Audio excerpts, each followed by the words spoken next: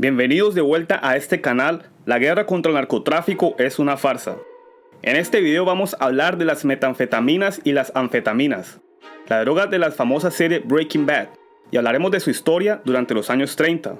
Pero vamos a continuar viendo cómo se desarrolla la historia hasta la Segunda Guerra Mundial desde el punto de vista del narcotráfico. Y una vez más, vamos a comprobar cómo la guerra contra el narco no ha sido más que una completa farsa. Así que quédate conmigo. Empecemos hablando de las nuevas drogas que aparecieron en la década de los 30. No está muy claro dónde o cuándo fueron sintetizadas las anfetaminas por primera vez. Hay quienes dicen que fue en Alemania en 1889 y hay otros que dicen que fue en Rumania en 1910. Lo que sí se sabe es que no se le dio ninguna utilidad inicialmente. No fue sino hasta 1933 cuando fueron vendidas al público por primera vez en Estados Unidos por la compañía farmacéutica SmithKline & French. Al igual que la morfina, la heroína y la cocaína en sus inicios, la venta de anfetaminas era completamente legal y libre. Es decir, no se necesitaba prescripción médica para conseguir las anfetaminas en las farmacias durante la década de los 30. Algo así como hoy en día ir a conseguir pastillas para el dolor de cabeza. Aunque esta droga no se conocía como anfetaminas en este tiempo, sino que se conocía por el nombre de benzedrina o Benzedrine en inglés. Los médicos estadounidenses recetaban el Benzedrine a sus pacientes para tratar la depresión, la fatiga, la narcolepsia, la obesidad y entre otras enfermedades, ya que entre los efectos de las anfetaminas se encuentra el aumento de la lucidez, el aumento de la energía y el insomnio. Esta droga empezó a volverse muy popular en los hogares estadounidenses debido a que aumentaban la sensación de bienestar y la productividad. De hecho, en la década de los 30 y los 40 pasó algo muy curioso, y es que debido a que las anfetaminas eran perfectamente legales y que sus efectos eran muy similares a los de la cocaína, que era prohibida, las anfetaminas empezaron a desplazar a la droga andina de las calles del mundo. Es decir, ya nadie consumía cocaína, sino que consumían benzedrina.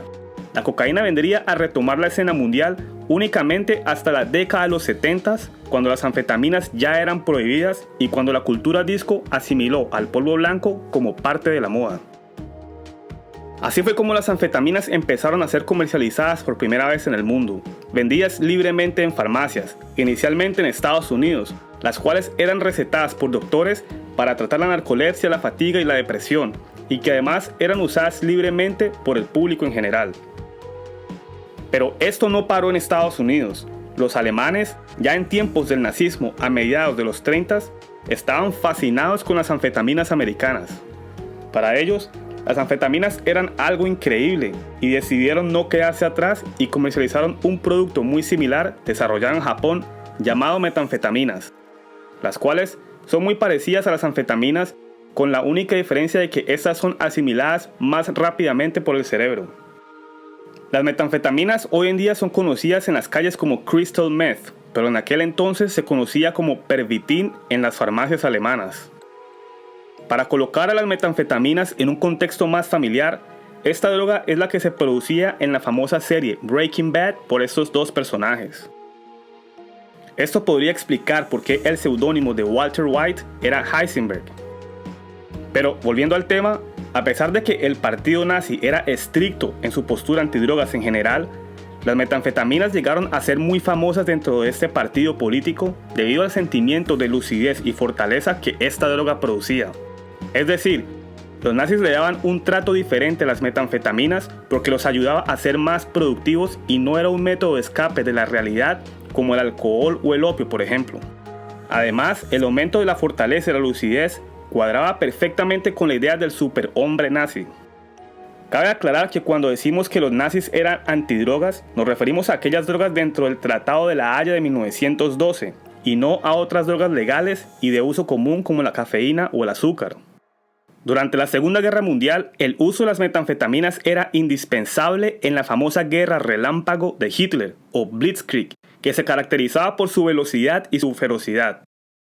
Con las metanfetaminas, los soldados nazis daban la impresión de ser incansables, capaces de pelear batalla tras batalla durante días enteros sin dormir, marchando distancias impensables y peleando ferozmente con una fuerza sobrehumana. Así es, parte del asombroso poder militar de los nazis no eran más que estas drogas sintéticas. aunque esto, en cuestión de un par de años, les pasaría la cuenta de cobro y jugaría un papel importante en la derrota de los nazis cuando el abuso de las metanfetaminas hacía estragos en sus soldados. Así fue como los alemanes fueron los primeros en usar las drogas como arma de guerra, pero no fueron los únicos. La Segunda Guerra Mundial fue peleada en gran medida bajo el efecto de las drogas, ya que la mayoría de los ejércitos terminaría suministrando anfetaminas o metanfetaminas a sus soldados. Por ejemplo, cuando los británicos se dieron cuenta de que los pilotos alemanes consumían metanfetaminas, empezaron a hacer lo mismo suministrando anfetaminas para incrementar el rendimiento de sus pilotos a partir de 1942, ya que hasta el momento los británicos estaban siendo apaleados por la Luftwaffe. Por otro lado, los estadounidenses empezaron a consumir anfetaminas desde que iniciaron las operaciones en el norte de África por órdenes de su general Dwight Eisenhower, quien de hecho sería más tarde el presidente número 34 de Estados Unidos. Los japoneses, por otro lado, consumían anfetaminas en combate, pero sobre todo consumían las drogas en grandes cantidades antes de sus operaciones suicidas kamikazes. De hecho, Japón sufrió un caso severo de abuso de anfetaminas tras finalizar la Segunda Guerra Mundial, debido a que las enormes cantidades de esta droga, que no se usaron durante la guerra, se vendieron al público japonés de forma legal e ilegalmente. Pero hablando de la Segunda Guerra Mundial y cambiando un poco el tema de las anfetaminas y metanfetaminas, exploremos lo que acontecía en el mundo del narcotráfico en este momento, donde podemos ver en carne viva la hipocresía de la guerra contra el narcotráfico.